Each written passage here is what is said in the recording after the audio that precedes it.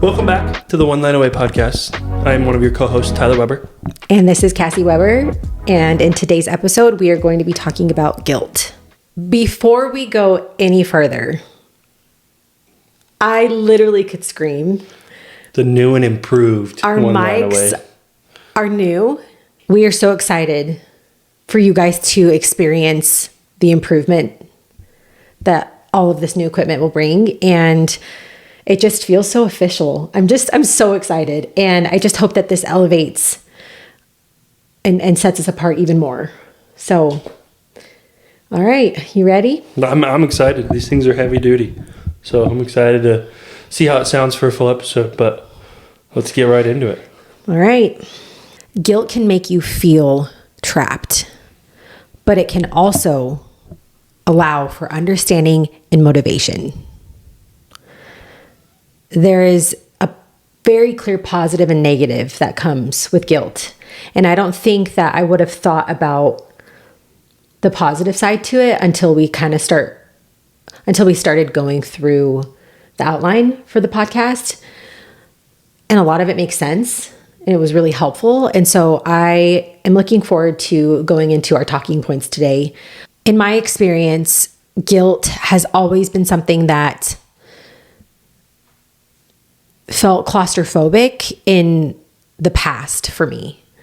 I feel like it's for infertility, you feel guilty for a decision you made or a situation that happened or something that you maybe wish you had done differently or maybe wish a different outcome had occurred. And when I go into that feeling, obviously it's a constant thing that you're working through, but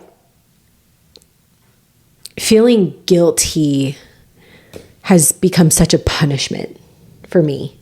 And what I mean by that is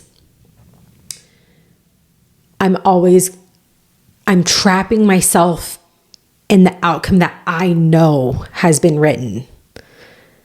And I worry that it stalls allowing for good things to occur that we haven't written yet. For me, it was trapped. All of last year, I just felt like I was just trapped in this room. No way out. Yeah. And it was just thoughts in my head going left and right. Another good word for feeling trapped in your journey or your loss or just your emotion of feeling guilty is that it's paralyzing. With infertility and trying to conceive, you are constantly playing a game against this villain of infertility, right? Yeah. Like it is such a villain. And I just feel like you're always, your armor is something that you sometimes are forced to put on. But then when you take it off and you allow yourself to go down this feeling or this reflection, I think another good way to put this is, for me, guilt has always felt like it's lingered in our journey. It's this lingering feeling or reflection where I sit in that emotion and you just feel so like guilty for your body not doing what it's supposed to. Why is it easy for others and why, like, what's not connecting for us? You feel like I've felt guilty for feeling a certain type of way with someone in my life or someone in passing because of something that like is my own battle. Mm-hmm. I feel guilty for allowing our journey to affect us in the ways that it has. It doesn't mean that it's been it's definitely been something that's been out of our control a lot of the time, but I feel guilty for that. I feel guilty for the relationships that have been affected. I feel guilty for our position in life and our dreams or our desires having to shift and being forced to go to the back burner because of the story that we never wanted to see through to this point. Yeah, there's two ways that I'm looking at it with guilt. There's the ways which are individual, which is why isn't my body working, or is it my sperm that's not working, or is it, did I have too many drinks that week before, or when I was 9 years old, should I have not played nutball that one time with the racquetball? Like just little stupid things that you always think of. But then there's also the sense of, there's the couple guilt where you're like, are we not good enough? What did we do? Did we do something that isn't allowing this, or is it, did we not do the right thing one time, or there's so many different ways to look at it. Where was it too much? Was it not enough? Yeah, exactly. Yeah. So, and another big thing for me is I feel guilty not being able to help you during the times when you were hurting, right? Like there's times when we would come home and I would just sit there and I'd be like, I can't do anything. I can't sit there and help you. I can't say the right thing, or I remember I used to tell you sorry 4,000 times, and then I was like, why am I saying sorry? Like, we're both sorry. Both going through this, but it was like, sorry didn't really mean anything, and I wanted it to mean everything. And there was times where it was just like, I couldn't do the right thing, and I felt guilty not being able to help you, and coming home to the house, that was sad. It was just a lot in that time, especially individually. Yeah. I think something too with guilt is like, there's been times where we've let loose, freed our minds, rewarded ourselves for just trying to get through this whole journey. And sometimes you feel guilt for smiling or laughing or having fun or spending money on going and visiting someone that fills your cup up, but that money should have gone towards saving for your next transfer. Like there's always this, what do you call it? Like this teeter-totter. Guilt makes you so self-critical. And we've kind of touched on some of that already, but it's so real when it comes to the criticism that you are your worst nightmare when it comes to guilt. You're punishing yourself for an outcome that, for the most part, especially in our journey, I truly do feel like it's not our fault. It's not and hear this too. If you're on the other end and you're going through a journey within this realm, it is not your fault that something didn't work that you desired, that the pregnancy you did have was lost, the failed transfer. None of this is supposed to happen. No. It's not supposed to be this hard. It's not normal. It's not okay. And it's just so hard to it's hard to set yourself free from the self-criticism, because that's all you can work on is yourself. You can work on taking the proper vitamin cocktail, not consuming certain things, not using certain products, saving money and saying no to different things, that then in turn, it can become this turmoil of you're never getting anywhere with anything in anything in your life. Yeah. You're not getting the baby. You're not getting enjoyment of life. You're not balancing your life. And so at that point, you just wave your white flag. Infertility traps you. Yeah. It really does. And when you look at it, because then you never have, if you were to just get pregnant on your first try, say it was some night out after the bar, and you're pregnant, you're never thinking about all these guilt thoughts that we have. You're never thinking about, oh, maybe I shouldn't go out tonight because I need to save up for another transfer, or I shouldn't spend this on this, I shouldn't buy that golf bag. Yeah. Because I have to save up for a transfer. You're not thinking those thoughts if the first time that it happens, you're pregnant and you're like, boom. Yeah. Right? Infertility traps you. And it forces you to think like that and think in a guilty way. Yeah. And it bothers me. It sucks. Big. Still bothers me. Yeah. I think something that I wanted, something I want to say, and I don't know if it's to give that lens over to the listeners or the people viewing this, is when we decided to go on our dream trip to Europe, people in our lives know that we do not stop talking about that trip. One, Oh, hold on.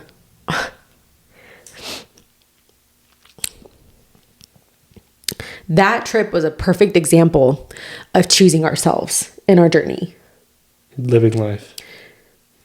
That was so worth the sacrifice to one, I'll go to the extreme, but save our marriage, allow us to love each other with no noise around us. It was the escape that we so desperately needed. Some people just go to Europe because they want to go to Europe. We were that with the extension of big pieces behind closed doors that really mattered and were really important. And that trip, I put myself back there. That's like that one bit of peace in our journey so far, that 9 days or however many days it was that we spent just falling in love again. You know, like I just wanted to make a point that is an example, not that everyone can do that. And I'm aware of that, but I wanted to give you that perspective of learning to allow yourself to enjoy whatever comes your way because you deserve to enjoy that. Being able to see that guilt can also allow for understanding and motivation. I want to make a very clear point here. And this might be just as a reminder for me, but to anyone listening, in your journey, everything that has come your way up until the time that you were tuning into this, you didn't know anything differently at that time, right? You don't know or didn't know what was the result of something that was going on in your journey, whether that was a decision or an outcome. You didn't know anything differently. And when it comes to guilt, I think that's a really good start in reflecting on giving yourself grace. That you didn't, like, I don't know what tomorrow brings. I don't know what my next cycle brings. I think we can take that as motivation. And yes, that does have a positive annotation to it, but it opens a door that brings you grace for what's to come. I like that. Thinking of something that whenever you think of the word guilt, you only think of negatives, right? And you lead it into another emotion with giving yourself grace and giving yourself compassion. Like, hey, I know you're dealing with this and there's so much of this. There's so much guilt. There's so much trapped, frustration that you have and all these things that we've talked about where you're just hard on yourself and you just feel like you're in your own head all the time. But being able to take a positive out of that and being able to be like, look, give yourself some grace. Like you're learning how to deal with this emotion, right? You're learning how to deal with this word named guilt and this emotion. And you're able to take that and make it into something to make yourself, like, give yourself love. And that's what a lot of this is. When we talk about a lot of these emotions, it's loving yourself. Learning how to love yourself when something is so terrible. It's gone. Yeah. Or happened. You're learning how to feel this emotion, but in a different way in this terrible cloud of infertility. Yeah. And I think that's huge. I think that's a very big thing to realize for even us still going through it. For our last episode, sorry. Everyone felt that you were going through that, right? Yeah. You went through all those emotions of having a hard day and anger and sadness and probably guilt a little bit. Shame. All of it. Every single emotion just listed up. Yeah. But now you're giving yourself grace, right? You're be able to look back on it and give yourself grace and be like, love yourself again. Right? Yeah, definitely. With guilt comes this realistic assessment.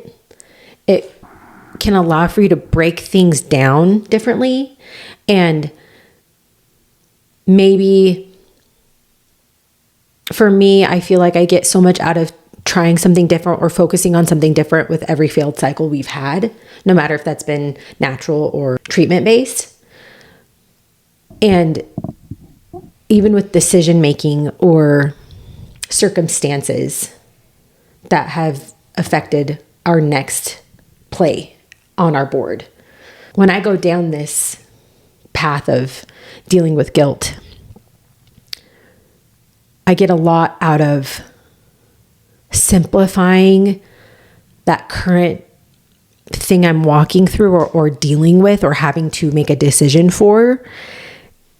And when you simplify, let's say, okay, I think that you can get so much understanding for one, why you're feeling that way, but two, putting that right foot forward next. As much as I hate to have dealt with failed cycle after failed cycle after failed cycle, when that day one starts, cycle day one is something that I struggle with way worse than I did before at this stage. But it does also allow for your new hope to be renewed, even if it's just the tiniest bit, So yeah, I think that it's super helpful to be able to look at that and look at guilt in whatever that circumstance. Let's say like you've dealt with a miscarriage and you are struggling with figuring out your way next, of like feeling guilty for wanting to try so soon right after the miscarriage. Oh, did you take enough time to heal from that? Oh, like, is your body ready for that? Like there's so many thoughts with loss as that stands. But if you take and break that down, you can hopefully set yourself up for a better foundation going into your next cycle of opportunity. Mm-hmm. The take all from this episode is this: do the best you can in the moment and trust that. You can't change the past. You don't know the future. So do the best you can with what you know in the moment.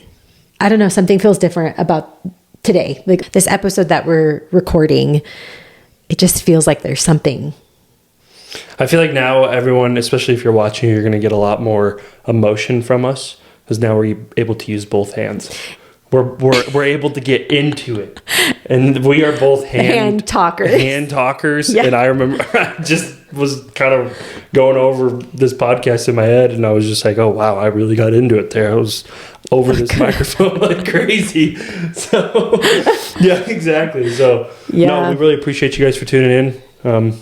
Yeah, we'll see you guys next week in the next episode, and can't wait to hear what you guys thought of this new improved experience at One Line Away. OLA, baby. OLA, baby. Bye, guys. Bye, guys.